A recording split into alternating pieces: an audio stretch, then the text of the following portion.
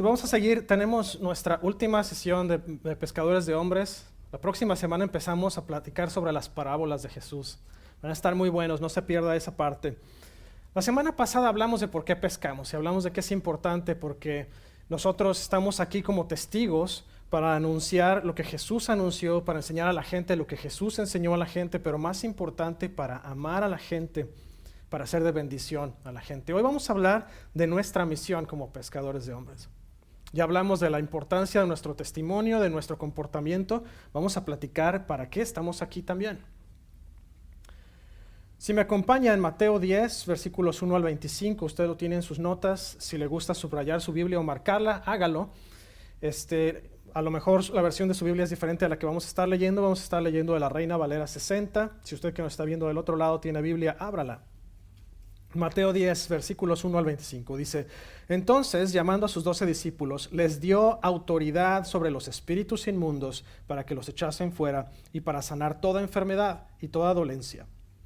Los nombres de los 12 apóstoles son estos: primero Simón, llamado Pedro, y Andrés su hermano, Jacobo, hijo de Zebedeo, y Juan su hermano, Felipe, Bartolomé, Tomás, Mateo el publicano, Jacobo, hijo de Alfeo, Lebeo, por sobrenombre Tadeo, Simón el cananista y Judas Iscariote, que también le entregó. A estos 12 envió Jesús y les dio instrucciones diciendo: por camino de gentiles no vayáis, y en ciudad de samaritanos no entréis, sino id antes a las ovejas perdidas de la casa de Israel. Y yendo predicad, diciendo: el reino de los cielos se ha acercado. Sanad enfermos, limpiad leprosos, resucitad muertos, echad fuera demonios, de gracia recibisteis, dad de gracia. Versículo 9: No os proveáis de oro ni plata, ni cobre en vuestros cintos, ni de alforja para el camino, ni de 2 túnicas, ni de calzado, ni de bordón, porque el obrero es digno de su alimento. Mas en cualquier ciudad o aldea donde entréis, informaos quién en ella sea digno y posad allí hasta que salgáis. Y al entrar en la casa, saludadla. Y si la casa fuere digna, vuestra paz vendrá sobre de ella. Mas si no fuere digna, vuestra paz se volverá a vosotros. Y si alguno no os recibiere ni oyere vuestras palabras, salid de aquella casa o ciudad y sacudid el polvo de vuestros pies. De cierto os digo que en el día del juicio será más tolerable el castigo para la tierra de Sodoma y de Gomorra que para aquella ciudad. He aquí yo os envío como ovejas en medio de lobos. Sed pues prudentes como serpientes y sencillos como palomas. Y guardaos de los hombres, porque os entregarán a los concilios y en las sinagogas os azotarán. Y aun ante gobernantes y reyes seréis llevados por causa de mí para testimonio a ellos y a los gentiles. Mas cuando os entreguen, no os preocupáis por cómo o qué hablaréis, porque en aquella hora os será dado lo que habéis de hablar. Porque no sois vosotros los que habláis, sino el Espíritu de vuestro Padre que habla en vosotros. El hermano entregará a la muerte al hermano y el padre al hijo, y los hijos se levantarán contra los padres y los harán morir. Y seréis aborrecidos de todos por causa de mi nombre, mas el que persevere hasta el fin, éste será salvo. Cuando os persigan en esta ciudad, huid a otra, porque de cierto os digo que no acabaréis de recorrer todas las ciudades de Israel antes que venga el Hijo del Hombre. El discípulo no es más que su maestro, ni el siervo más que su señor. Bástale al discípulo ser como su maestro y al siervo como su señor. Si al padre de familia llamaron Beelzebú, ¿cuánto más a los de su casa? Señor, gracias en este día por tu palabra. Te pedimos, Señor, que las palabras que vamos a leer hoy, que sean enriquecidas por tu Espíritu Santo, que caigan en nuestro corazón como semilla en tierra fértil para que crezca, florezca y produzca fruto al 100% en el nombre de Jesús. Amén. Vamos a analizar 3 aspectos importantes de este pasaje. El primero es el llamado, el segundo va a ser la provisión y el tercero es la advertencia. No se separe ni tantito de lo que vamos a estar hablando, no se pierda ni una coma, porque vamos a estar hablando de un tema que es altamente importante para nosotros como cristianos. Lo primero es que Jesús escoge a 12 personas. Si usted ve el trasfondo de ellos, no eran personas muy brillantes. Tal vez el más brillante o los 2 más brillantes de todos, a lo mejor era Mateo, porque era una persona que tenía preparación, era una persona que era cobrador de impuestos. Alguien que sabía de matemáticas, alguien que sabía de leyes. Además de Mateo, el otro que estaba preparado y a lo mejor no en cuestión de conocimiento, sino de experiencia y de habilidades, era el otro Simón, conocido también como el celote. Los celotes eran no quiero decir necesariamente raza, pero era una creencia en la cual ellos se preparaban completamente apartados de la sociedad y su único propósito era hacer cumplir la ley de Moisés a punto y coma. Y ellos se encargaban incluso de despachar a la gente que no seguía la palabra de Dios. Eran gente que precisamente el término celote es una persona que es muy legalista, muy ferviente en lo que hace y es demasiado, cree demasiado en lo que cree, al grado de tomar medidas extremas. Se les llama discípulos porque discípulo viene de matetes, que significa aprendices. Pero además a los discípulos se les conoció también como apóstoles, que significa apóstol. La palabra apóstol de hecho significa mensajero. Así que es muy importante recordar que un discípulo, en el caso de los discípulos de Jesús, son conocidos como mensajeros también. ¿Por qué? Porque ellos llevaron el mensaje de Jesús a la gente. Usted es un mensajero también. Usted lleva el mensaje de Jesús a la gente. Una de las primeras encomiendas que Jesús les dejó, y está aquí en Mateo 10, es vayan primero a las ovejas perdidas de Israel. Hay que recordar que para la época en que Jesús estaba dividido el reino en dos. Israel y estaba Judá, y los samaritanos estaban por acá, que los israelitas no los querían, estaban peleados con ellos, y había otros pueblos gentiles alrededor. Un gentil era alguien que no nació dentro del pueblo de Israel, que fueron los escogidos de Jehová.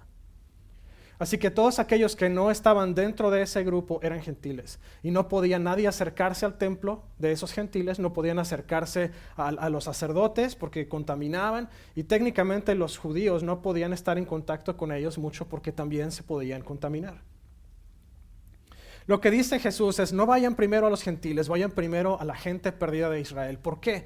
Porque la gente de Israel ya sabía, había escuchado la ley, o por lo menos había recibido cierto nivel de instrucción por parte de sus padres y abuelos sobre lo que era la ley de Moisés. Y Jesús quería recuperar primero a ellos, y después se abrió el evangelio a los gentiles. Pero además de eso, Jesús les dice, necesito que vayan y echen fuera espíritus impuros o inmundos. Espíritus inmundos no nada más es un espíritu de enfermedad, pero también incluye demonios. Y vemos a lo largo de la historia que mucha gente endemoniada venía a Jesús y venía a los discípulos para ser sanado, para ser liberada. Jesús libera a varios, entre ellos una persona que los discípulos no pudieron liberar.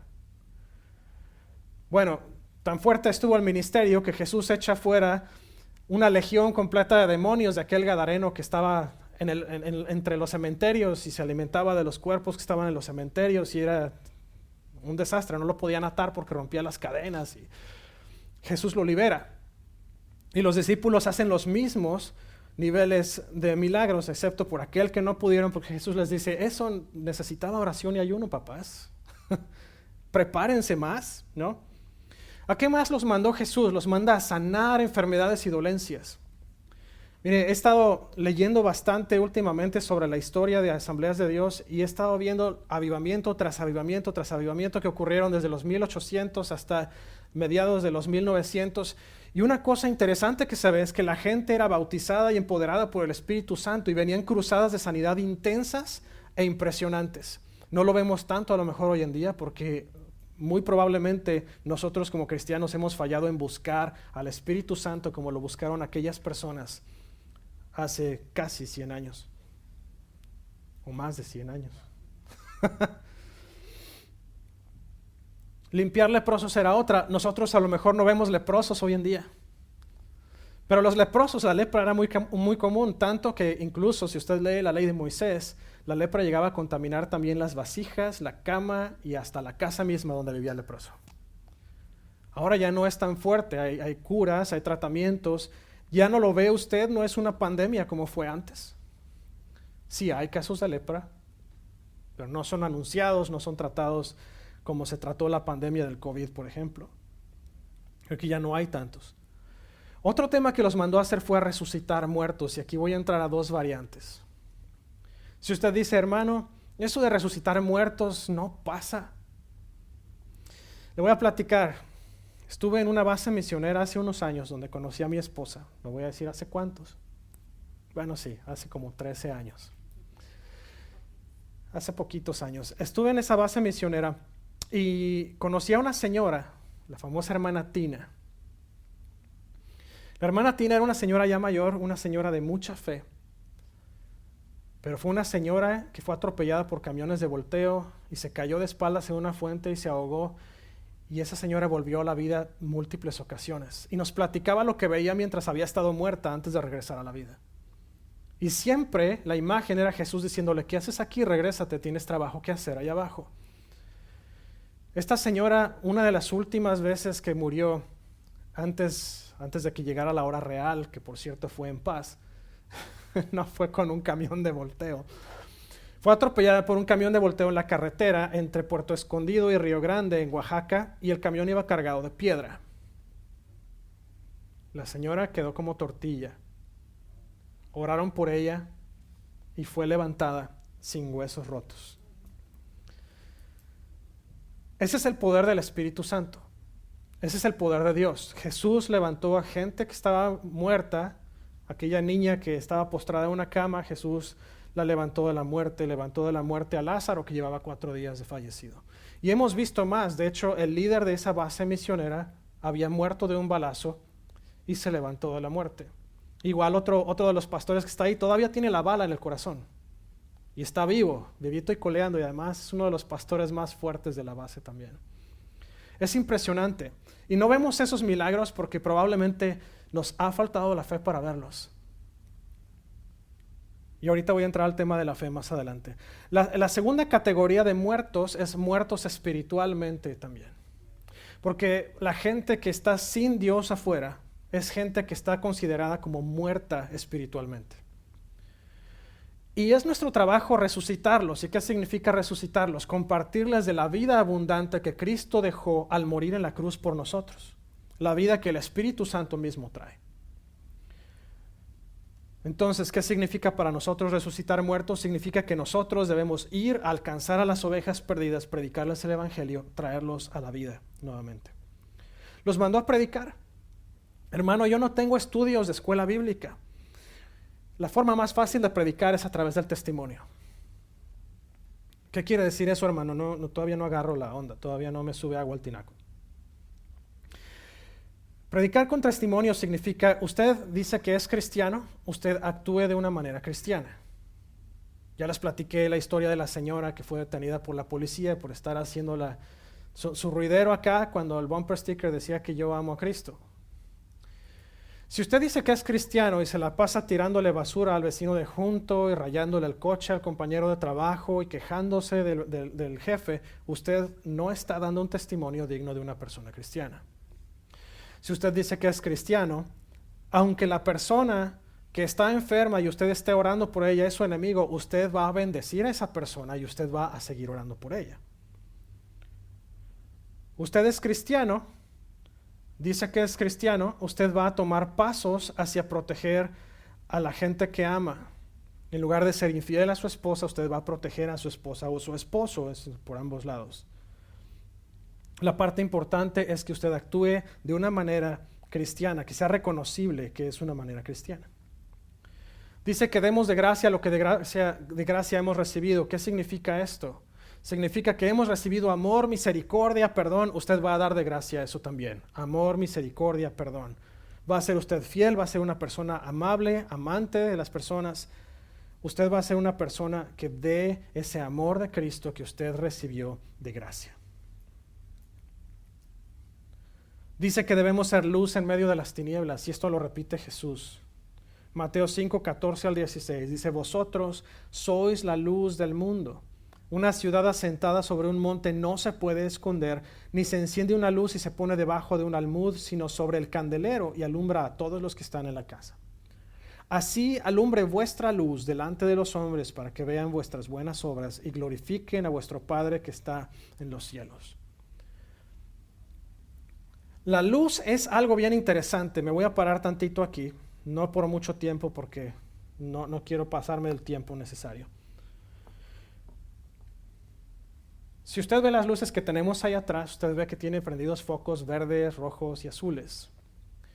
La luz blanca, como nosotros la conocemos, está compuesta de colores. Está compuesta no nada más de un foco que brilla blanco y ya. está compuesta de colores básicos, rojo, verde y azul. Y usted lo puede ver, cables RGB que usted ve para conectar computadoras. Cuando vemos nosotros el color negro, no es realmente un color. El negro es ausencia de luz, ausencia de color. Cuando hacemos pasar un haz de luz a través de un cristal o a través de agua, muchas veces usted va a ver que al pasar la luz, el reflejo de esa luz contra la pared o contra un pizarrón o lo que usted esté cerca, va a ser como un arco iris. La luz se descompone en toda la gama de colores que componen a la luz blanca, que es la luz del sol, la luz de una de estas. ¿A dónde voy con esto? Nuestra vida debe ser igual que esa luz blanca, debe estar compuesta de color, debe estar compuesta de vida. Dios dice que somos la luz en un mundo de oscuridad. Quiere decir que donde faltan los colores, donde falta la luz, donde falta el amor, donde falta todo eso, nosotros tenemos que ser el sustituto de Cristo para eso. Quiere decir que usted debe ser esa luz blanca que ilumina a la gente. Que cuando la gente se siente sola, desesperada, en ansiedad, usted llega y les habla de la luz de Cristo para que la luz venga sobre sus tinieblas. Y esa falta de luz, esa tiniebla, ese negro que está sobre su vida, se cambie por luz blanca, se cambie por la luz de Jesús. ¿Sí tiene sentido lo que estoy diciendo? ¿Sí me sigue? Bien. Vamos a hablar sobre la provisión, porque Jesús no nada más mandó a sus discípulos, les dijo, vayan y hagan esto y ya, ¿no? De hecho, el pasaje empieza en el versículo 9, dice, no os proveáis de oro, ni plata, ni cobre en vuestros cintos, ni de alforja para el camino, ni de 2 túnicas, ni de calzado, ni de bordón, porque el obrero es digno de su alimento. ¿Por qué hizo Jesús esto? Primero, Jesús les dijo que no llevaran provisiones porque Jesús quería enseñarles algo vital a los discípulos, y es lo que quiere enseñarle a usted el día de hoy. Ese vital que Jesús quiere enseñarle a sus discípulos en este pasaje y que le está diciendo a usted es, no dependas de bienes materiales. No significa que usted no vaya a trabajar, no significa que usted no busque ganar el pan diario, significa que cuando el Señor lo manda a hacer algo, como decimos en México, hasta los costales le va a prestar. ¿Por qué? Porque Jesús quiere que cuando usted es enviado, cuando usted está haciendo el trabajo que debe estar haciendo para Él, usted debe saber que puede depender de Jesús completa y totalmente. Hay una historia de una hermana que fue clave en las asambleas de Dios. Esta señora predicó por todos lados en el mundo. Ella no tenía un trabajo fijo, ella no dependía precisamente de dinero que recibía del ministerio, sin embargo, jamás dejó el Señor de proveer para ella. Ella le puede decir, platiqué también de la hermana, se me fue su nombre ahorita, Lillian Trasher. Les platiqué que ella puso el orfanato memorial de Trasher en Egipto.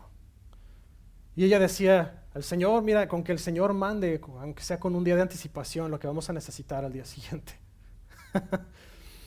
Llegó un momento en que recibió mucho más que lo que necesitaba, porque ella estaba manejando un orfanato con 100 y tantos niños más viudas en el lugar. ¿Qué quiero decirle con esto? El Señor les dice, no lleven dinero. Yo les voy a dar la provisión que necesitan en cuanto a dinero. Les dijo, no lleven alforja, que es la bolsa donde llevaban el lunch famoso. No lo lleven, porque el alimento se los voy a dar a ustedes también. Les manda a no llevar 2 túnicas ni calzado. El bordón era un bastón que utilizaban para caminar. Pero ¿por qué Jesús les está diciendo esto, hermano? ¿Que no se les iban a acabar los zapatos? Recuerda usted que el pueblo de Israel vagó por el desierto por 40 años y dice la palabra que sus zapatos jamás se gastaron. ¿Qué quiere decir? Que cuando el Señor manda, Él provee para que no nos falte nada. También en el desierto le proveyó a la gente de maná, le proveyó también de codornices que venían de repente. Cuando se quejaron que faltaba agua, les dio agua. Les proveyó siempre, siendo una columna de nube durante el día y una columna de fuego en la noche, para que pudieran caminar sin que el sol les causara peso, y en la noche pudieran vagar sin estar en la oscuridad total.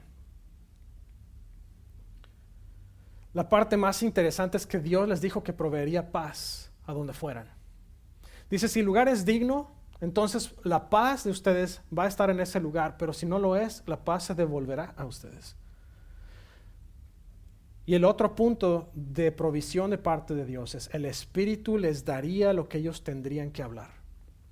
Hermano, estoy justamente leyendo el libro de Jeremías. Y una cosa que dice Jeremías cuando es llamado por Dios es, pero yo soy un joven y yo ni siquiera sé hablar. Y el Señor le dice, no te menosprecies por ser un joven, yo voy a decirte lo que tienes que decir. Solamente di lo que yo te diga, ve y haz lo que yo te diga que hagas. Moisés también, Señor, yo soy tartamudo. Y le dice el Señor a Moisés, no te preocupes, yo te voy a dar las palabras y Aarón tu hermano va a hablar por ti. Y así fue. Y a los profetas Dios les daba la palabra y ellos iban y la decían. Los discípulos cuando estuvieron ante los concilios y ante juicios y jueces, y el Espíritu les daba lo que hablar. Y se convirtieron muchas personas gracias a eso. Pablo estando en medio de Areópago aquella vez allá en Grecia, el Espíritu le dio lo que iba a hablar también. Y cuando estuvo enfrente del rey Agripa, también el Señor le dio lo que tenía que hablar. Y el rey Agripa casi se convierte, hasta le dice, casi me convences. El Señor nos va a decir lo que tenemos que hablar. Tenemos que saber de qué vamos a hablar, tenemos que estudiar la palabra, tenemos que conocerla, pero el Espíritu nos va a entregar las palabras justas que tenemos que decir. El punto 3 es un punto en que nos va a tardar un poquito más en desarrollar, pero vamos a acabar a tiempo de todos modos. La primera advertencia que le dio Jesús a los discípulos fue ser astutos y prudentes. ¿Qué significa ser astuto? Si usted conoce una serpiente, las serpientes no andan nada más así en lo abierto, están normalmente escondidas, cuando van a cazar son muy sigilosas, no hacen ruido. Y cuando están en medio de peligro, saben escurrirse fuera de peligro también. Dice Jesús a los discípulos, sean astutos. En pocas palabras, busquen bien a dónde van a estar, seleccionen la audiencia con quien van a hablar, y a la misma vez estén listos para cualquier cosa. Pero también dice, sean prudentes como palomas. Una paloma sabe cuándo moverse, y cuando hay cazadores de paloma, que sí los hay, saben muy bien dónde esconderse para que no les toque el golpe. Eso quiere decir, ser prudente, yo diría que va de la mano con ser sabios. Es no tomar decisiones que lo van a llevar a usted a ponerse en una situación comprometedora. Ser astuto y ser prudente también significa tomar decisiones que nos van a ayudar a llegar a nuestro destino, aunque tengamos que dar pasos más pequeños a veces. La prudencia es importante. No debemos tomar pasos acelerados, decía el pastor Neil Kennedy en una prédica. Decía, no debemos dar brincos de fe. La palabra dice que debemos de tomar pasos de fe. Eso es prudencia. Dar pasos de fe, si el Señor le dijo a usted que va a recibir un mejor trabajo y que va a recibir mejor paga y que usted va a crecer financieramente, tomar pasos es empezar a aplicar para un trabajo, empezar a esforzarse en sacar una buena entrevista de trabajo. Si el Señor le dijo que usted va a ser vicepresidente de una compañía, no espere encontrar una apertura para vicepresidente de una compañía y que se la den de inmediato a usted. Probablemente tenga usted que pasar por supervisor, gerente, director y luego ya llega usted a vicepresidente. Pero jamás se cierre usted la puerta. De pasos de fe. Tome los pasos necesarios para llegar ahí. A lo mejor el Señor le dijo, oye, pues te voy a sanar de esta enfermedad. Es muy probable que el Señor lo sane de forma milagrosa y usted lo único que tiene que hacer es crecer en su vida cristiana poco a poco. Sin embargo, hay veces que el Señor va a utilizar a un médico con su experiencia para darle la salud que usted necesita. Y si es esa la circunstancia, siga el tratamiento médico paso a paso. No intente llegar hasta el final, paso a paso. Si usted me dice, hermano, es que yo necesito urgentemente encontrar a una pareja, hermano, tome pasos a la vez.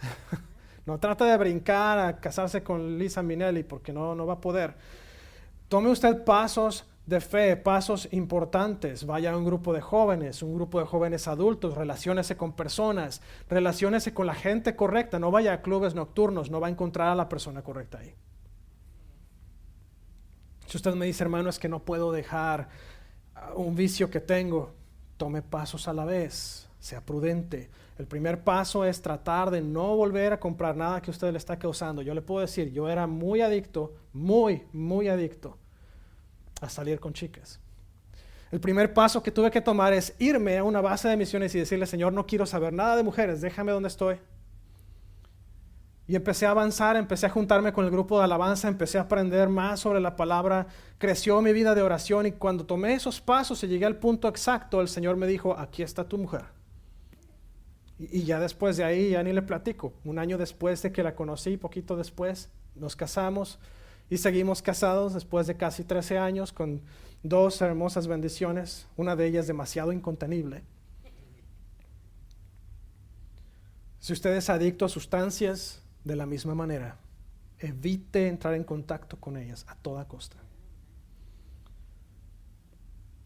Yo era adicto a comer y además comía pura basura, ni siquiera era buena comida. Tuve que dejarlo, cancelar las suscripciones a la comida que no sirve. La otra advertencia que les dio es cuidarse de los hombres. Hermano, ¿qué significa esto? Es un punto crítico. Porque nosotros estamos buscando acercarnos a la gente. Pero también tenemos que entender que llega un punto en el que nuestra presencia está más en riesgo que nunca antes. Le puedo platicar historias de misioneros que estuvieron afuera en campo de misiones sabiendo que les iba a caer. Saca una pistola, hermano, aléjese de ahí. No se ponga en riesgo. Esta historia la saqué de alguien que fue a mi casa a tratarme de convertir a otra religión y me dice, no, es que normalmente nos ponen hasta las pistolas en la cabeza. Le dije, pues, ¿qué hacen ahí?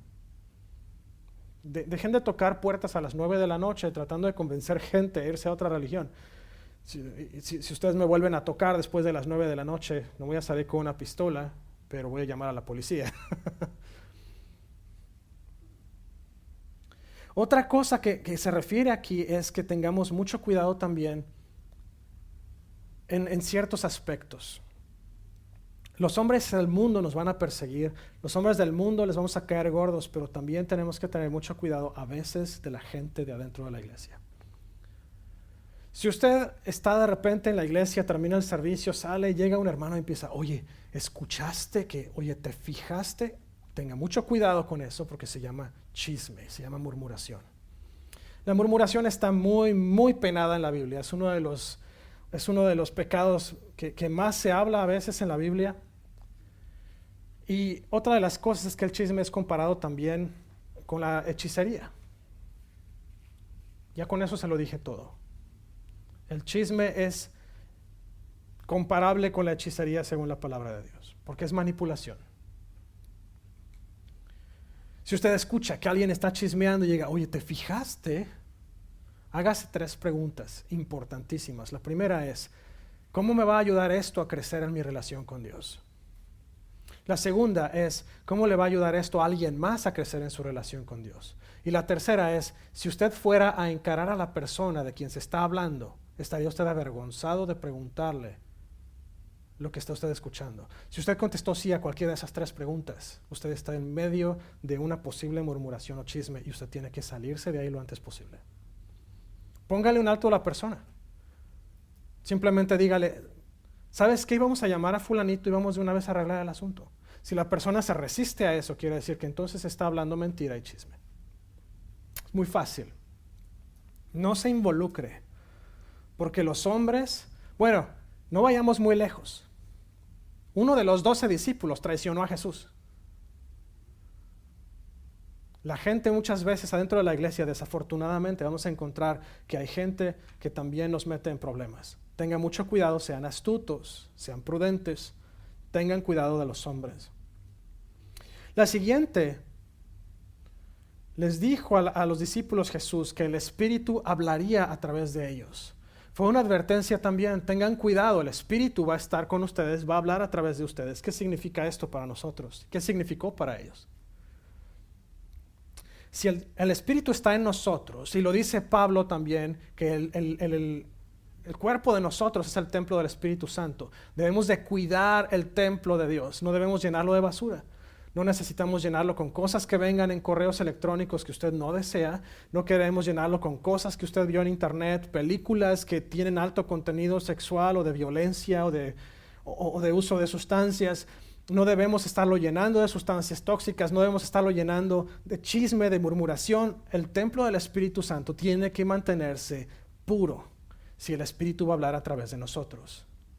Si está sucia la casa, el Espíritu no va a estar ahí. El Espíritu no va a trabajar desde ahí. Barra, limpia su corazón, limpia su casa. El Espíritu quiere trabajar a través de usted. Lo otro es que Jesús les habló de las dificultades que enfrentarían aún con su propia familia. Habla de que los hermanos entregan a los hermanos a muerte y los padres a los hijos y los hijos a los padres. ¿Le puedo platicar historia mía? Se la voy a platicar rápidamente. Cuando recién nos convertimos a Cristo, de los dos lados de mi familia, las abuelitas eran muy devotas en la religión católica, pero más mi abuelita materna.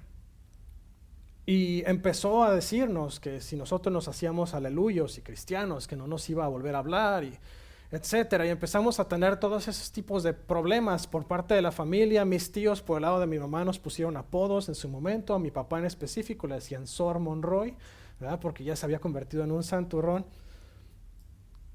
Y empezamos a ver ese tipo de comportamiento. La familia misma empezó a causar presión sobre nosotros.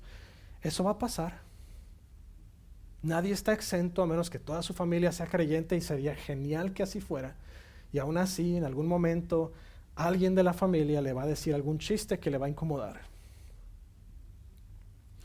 Si es así, no se desespere, sepa que Jesús lo dijo y lo único que hay que hacer es entregarle ese sentimiento y ese pensamiento a Cristo. Decirle, Señor, mi familia misma está contra mí, ayúdame a alcanzarlos. Y el Señor le va a poner la oportunidad y las palabras necesarias para que usted alcance a su familia.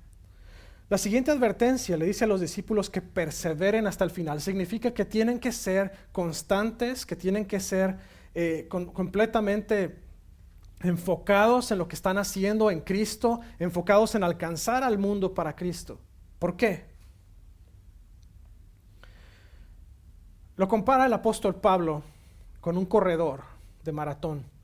Dice, si tú agarras la carrera, pero a la mera hora no le echas ganas y no sigues, no vas a llegar nunca a la meta. La meta, dice él, que es alcanzar el supremo llamamiento, que significa ser hechos a la imagen exacta de Cristo. ¿Cómo vamos a lograr llegar hasta ahí? Corriendo la carrera. No vamos a hacernos perfectos de un día para otro. Dice la palabra que somos santificados cuando recibimos la salvación. Y continuamos siendo santificados constantemente mientras caminamos en Cristo. Pero tenemos que correr. Si no corremos la carrera, no vamos a llegar al final. No sé si ahora vieron ustedes los Juegos Olímpicos, pero si no los han visto, es un entrenamiento durísimo para todos esos atletas llegar hasta la meta. Y algunos, desafortunadamente, no alcanzan a llegar. Si eso pasa con atletas profesionales, eso va a pasar con nosotros. No se desenfoque. Si usted se cae, si usted se patina, si usted tiene algún problema, si usted peca, todos vamos a pecar en algún punto, porque todos estamos viviendo en una carne de pecado. No se apachurre, como dicen por allá en Cuba, no se aplatane. Más bien póngase a trabajar, pida perdón, regrese al camino y enfóquese en el camino. Cometer un error es de humanos. Todos cometimos errores. Mire, ¿quién le gusta más de los discípulos? ¿Pablo? ¿Pedro? ¿Juan? Pedro era bien bocón. Tenía una personalidad que quién sabe si yo me hubiera llevado con él, si hubiera estado yo en esa época. Era muy impetuoso y era muy voluntarioso y era una persona que se quejaba y además era gruñón con los otros discípulos. Pedro cometió dos errores grandes. El primero fue negar a Jesús y el siguiente fue el estar metiendo cizaña en cuanto a lo de la circuncisión cuando ya estaba Jesús en todo su apogeo después de que partió y su palabra estaba alcanzando a los gentiles también. No entiendo por qué empezó a hablar en contra de la incircuncisión cuando ya no era vital, no era válido. La sangre de Jesús había ya quitado ese mandamiento. Tuvo que ir Pablo a reprenderlo. Ese fue Pedro. Juan tenía sus cositas también. Era el discípulo amado, era el más cercano a Jesús. Los hijos de Zebedeo, por nada les apodaron los hijos del trueno. No por nada. Pablo persiguió a la iglesia antes de convertirse en uno de los más grandes apóstoles y discípulos. La siguiente, déjenme concluir ese punto. Si ellos que caminaron con Jesús, Pablo fue llamado personalmente por Jesús en aquella visión que tuvo. Pero si ellos que caminaron junto con Jesús cometieron errores, hermano, usted va a cometer errores. Lo que le quiero decir con esto es, no se deje encerrar en la mentira del enemigo de que usted no puede, de que usted jamás va a ser perdonado, porque eso es pura basura. Jesús murió una vez y con esa vez fue suficiente para que todos los pecados de usted y los míos y los de toda la gente sean perdonados. Lo único que tenemos que hacer es arrepentirnos, pedir perdón y volver a levantar la cabeza y seguir adelante. Jesús les habló también de dificultades. Les dijo, van a tener dificultades. Va a haber aflicción allá afuera. Y está en el versículo que sigue, en Juan 16:33. Pero Jesús dijo ahí, dice, en estas cosas os he hablado, para que en mí tengáis paz. En el mundo tendréis aflicción. Pero no lo dejó ahí. Metió la palabra favorita de Dios. Pero, confiad, yo he vencido al mundo. Yo no sé usted, pero cada vez que encuentro un pero en las palabras de Jesús, hago un alto grande ahí, porque tenemos que ver qué es lo que está diciendo pero. Y en este caso está cancelando la aflicción del mundo con un yo ya vencí al mundo. Confiad en mí, tened paz. Algo muy importante que tenemos que entender es que si el mundo nos va a aventar toda clase de basura, pero si usted tiene paz, si usted confía en que Jesús ya hizo el trabajo por usted, y si usted pone su fe completa en Jesús, eso es suficiente. La gracia de Jesús fue suficiente. La gracia de Jesús fue absolutamente todo lo que necesitábamos para que todos nuestros pecados fueran perdonados y llegáramos de regreso hasta el trono de la gracia de Dios.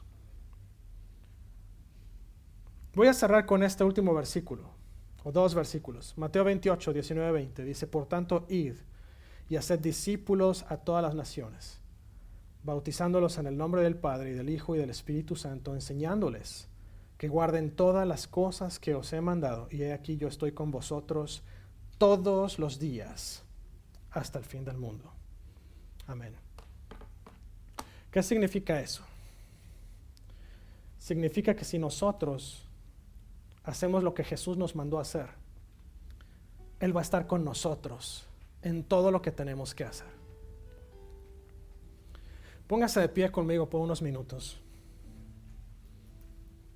Voy a hacer dos llamados y me gustaría pasar a la Santa Cena. Si usted no tomó los elementos, puede tomarlos ahora. El primer llamado es si usted jamás ha recibido a Cristo como su Señor y Salvador. Los que nos están viendo del otro lado, nos están escuchando, los que estamos presentes. Si usted jamás ha recibido a Cristo como su Señor y Salvador, hoy hay una oportunidad abierta. Jesús está dispuesto y disponible. Lo único que tenemos que hacer es, si usted jamás ha recibido a Jesús, hay que hacer una oración muy sencilla para hacernos hijos de Dios. De hecho, una vez que seamos hijos de Dios, podemos tomar de la cena del Señor, lo cual fue un mandamiento que Jesús dejó para recordar el sacrificio que Él hizo en la cruz por nosotros. Si usted jamás ha tomado esta decisión de recibir a Jesús como su Señor y Salvador, hoy mismo, ahí donde está, levante su mano. Vamos a hacer una oración bien sencillita. Si usted va manejando, no se distraiga, concéntrese en la oración y concéntrese también en manejar. Oríllese si es necesario. Vamos a hacer esta oración juntos. Si usted la repite conmigo, Señor Jesús, te doy gracias por el sacrificio de la cruz. Te pido perdón por mis pecados porque yo sé que he pecado. Te pido que entres en mi vida. Reconozco que Dios Padre te levantó de entre los muertos. Te confieso hoy como mi único Señor y Salvador. Ven, entra en mí. Hazme una nueva creación. Te entrego todo lo que soy. En el nombre de Jesús. Amén. Si usted hizo esta oración, Hay algunas cosas que necesitas saber, mándame un mensaje de texto al 918-350-9486 o déjeme un mensaje a través de Facebook o acompáñeme al final del servicio si usted tomó esa decisión. Si usted está aquí y dice, hermano, yo necesito poner mi vida en orden. A lo mejor usted es buen cristiano y usted está orando todos los días y está bien con Dios, pero dice, hermano, quiero levantar mi fervor. Póngase usted de pie donde usted está. Necesitamos también recordar que la cena del Señor es un mandamiento que nos dejó Jesús, pero tenemos que tomarla con un corazón que es puro. Dice el apóstol Pablo que no se debe tomar indignamente la cena del Señor. ¿Qué significa? No la debemos tomar si hay pecado en nuestra vida. Hermano, yo no sé, yo no recuerdo haber pecado. Bueno, por eso decimos las palabras que decía el salmista, Señor, examíname, porque queremos evitar estar en pecado. Vamos a orar juntos. Señor, gracias en esta mañana por este tiempo, Señor. Gracias porque podemos acercarnos a tu mesa, podemos, Señor, celebrar de esta Santa Cena, podemos hacer el recordatorio público, Señor, de lo que tú hiciste por nosotros en la cruz del Calvario. Señor, en el nombre de Jesús, te pido que el día de hoy me examines. Y a cada uno de nosotros que estamos aquí, Señor, si hay algún pecado que está adentro de nosotros, que no recordamos o que está escondido, sácalo a la luz. Señor, y ayúdanos a completamente dejar este pecado atrás. Dice la palabra que tú te olvidas de nuestros pecados una vez que son perdonados y los arrojas al fondo del mar, y te pido que el día de hoy, Señor, arrojes mi pecado al fondo del mar. Límpiame una vez más, hazme una nueva creación. Señor, en el nombre de Jesús también quiero pedirte que el día de hoy tu Espíritu Santo descienda sobre cada uno de nosotros. Señor, queremos como aquella gente, Señor, que experimentaron hace 100 años o más, Señor, el derramamiento de tu Espíritu Santo tan fuerte, que veían milagros pasar, Señor, que veían sanidades milagrosas, que veían gente hablando en lenguas, gente siendo rescatada, Señor, gente siendo alcanzada. Te pido, Señor, que nos hagas ahora igual como fue antes. Que tu Espíritu descienda con poder, trae unidad entre el cuerpo, Señor. Que así como los discípulos estaban todos unidos en oración en aquellos días, así estemos nosotros también unidos en oración, unidos en un mismo espíritu. Gracias, Jesús. Gracias porque tú eres quien nos limpia, tú eres quien nos levantas, quien nos libertas. En el nombre de Jesús, dice la palabra, cuando Jesús estaba a punto de ser entregado, Él estaba tomando la cena de la Pascua con sus discípulos. Y Jesús partió el pan y lo pasó a sus discípulos y les dijo, este pan representa mi cuerpo que es entregado hoy, que es lacerado, que es molido hoy por ustedes. El día de hoy tenemos esta copa y tenemos este pan que recuerdan ese día de la Pascua que Jesús compartió con sus discípulos. Y mientras usted está tomando con nosotros o compartiendo este momento de comunión, esta cena del Señor, piense en que ese sacrificio que Jesús pagó, que Jesús hizo, nos correspondía a nosotros. A nosotros nos correspondía morir en la cruz. A nosotros nos correspondía pagar el precio de muerte, porque dice la palabra que la paga del pecado es muerte. Sin embargo, Jesús se entregó y se hizo, dice Isaías, como un cordero llevado al matadero sin decir palabra, para que usted y yo fuéramos salvos el día de hoy. Señor Jesús, te damos gracias, porque tú te entregaste sin chistar, sin decir palabra, tú te entregaste, Señor, a la muerte misma. Dice la palabra en Filipenses que no tomaste en cuenta tu condición de Dios, sino que bajaste a la tierra, caminaste a la tierra y entregaste tu cuerpo a la muerte y muerte de cruz por nosotros. Gracias por tu cuerpo, Jesús, que fue entregado por nosotros de una manera cruel. Era de nosotros el castigo a pagar, Señor, sin embargo, tú lo pagaste por amor a nosotros. Te damos gracias esta mañana y te pedimos, Señor, que nos ayudes a recordar y a jamás pasar por alto este sacrificio tan impresionante, tan increíble, tan hermoso que tú hiciste por nosotros. En tu nombre santo, Jesús, que no comparte conmigo del pan.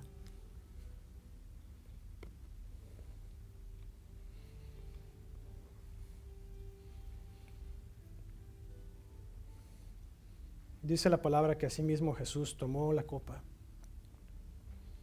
la pasó a sus discípulos y les dijo: esta copa representa mi sangre que es derramada hoy por ustedes.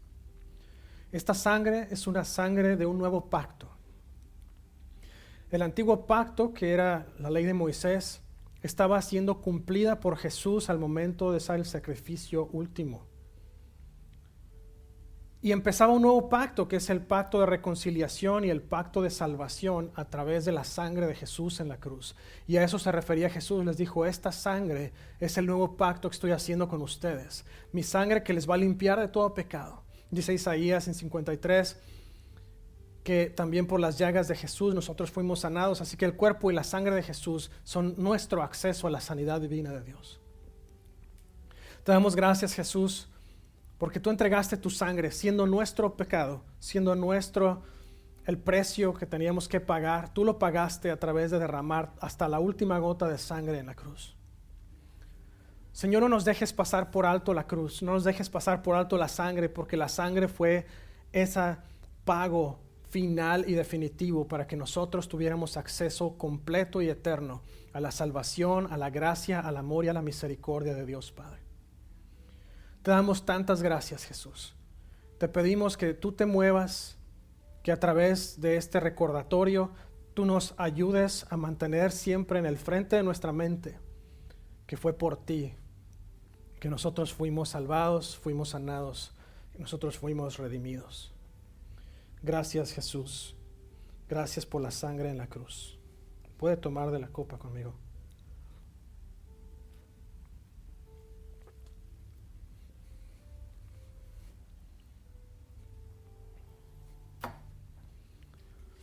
Señor, te damos tantas gracias en esta hora. Gracias, Señor, por lo que tú has hecho. Gracias, Señor, porque tú mandaste a tu Hijo único, dice la palabra, a cumplir el sacrificio en la cruz para salvarnos.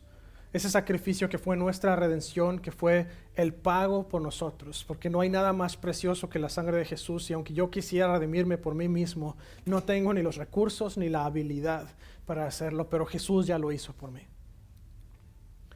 Te damos gracias, Padre, porque en tu gran amor y en tu misericordia tú nos levantaste, tú nos escogiste, tú pagaste el precio por nosotros, tú nos sanaste, tú nos liberaste, tú perdonaste nuestros pecados. Te bendecimos en esta mañana, Señor. Te pedimos en el nombre de Jesús que nos ayudes a jamás olvidar de este sacrificio que fue hecho una vez y para siempre en favor de nosotros. Gracias, Padre, gracias, Jesús, gracias, Espíritu Santo. Te bendecimos en esta hora y te pedimos que nos ayudes a vivir una vida digna de ti, en el nombre poderoso de Jesús. Amén. Voy a dejar esta bendición con usted. Que el Señor le bendiga y le guarde. Que el Señor bendiga su entrar y su salir, su acostar y su levantar. Que el Señor haga resplandecer su rostro sobre usted y que le dé paz hoy, mañana y siempre. Le amamos, que Dios le bendiga mucho. Estamos en contacto. Nos vemos por acá el miércoles.